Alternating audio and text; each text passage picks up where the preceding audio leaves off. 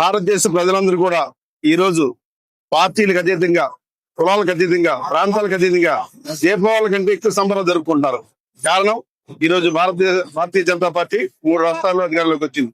దీనికి కారణం ఏంటంటే భారతీయ జనతా పార్టీ అనేక రాష్ట్రాల్లో సుపరిపాలన అందించడం జరిగింది. ఇదంతా భారత ప్రజలకు తెలుసు. కాబట్టి ఈ రోజు కూడా భారత ప్రజలందరూ కూడా భారతీయ జనతా పార్టీ మీద విశ్వాసం సన్నగిల్లేదు, రోజు రోజుకి బలపడుతున్న కారణం ఇది ఒకటే నిదర్శనం.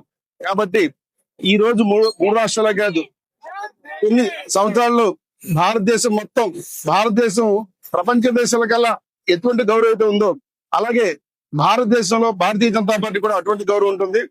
రాబోయే రోజుల్లో ఈ భారతదేశంలో అనేక రాష్ట్రాల్లో, అన్ని రాష్ట్రాల్లో కూడా లీడర్షిప్ చేస్తామని చెప్పి గంటబద్ధంగా మేము అందరం చెప్తున్నాం. ఖచ్చితంగా అదే జరుగుతుంది. అలాగే 2047లో ఏదైతే నరేంద్ర మోడీ గారు చాలా సహకారం అది జరుగుతుంది. ఈ సుపరిపాలన దిశగా వెళ్ళి 2047లో ఈ ఏదైతే నిశ్చితపడుతుందో ఆ దిశగా ముందుకు సాగుతున్నాం. ఖచ్చితంగా సాధిస్తాం. భారతదేశం మొత్తం మీద భారతీయ జనతా పార్టీ తప్ప ఇంక వేరే పార్టీ ఉండదు. ఎందుకంటే ప్రజలందరూ కూడా ఈ పార్టీ మీదే అనేక ఆశ పెట్టుకున్నారు.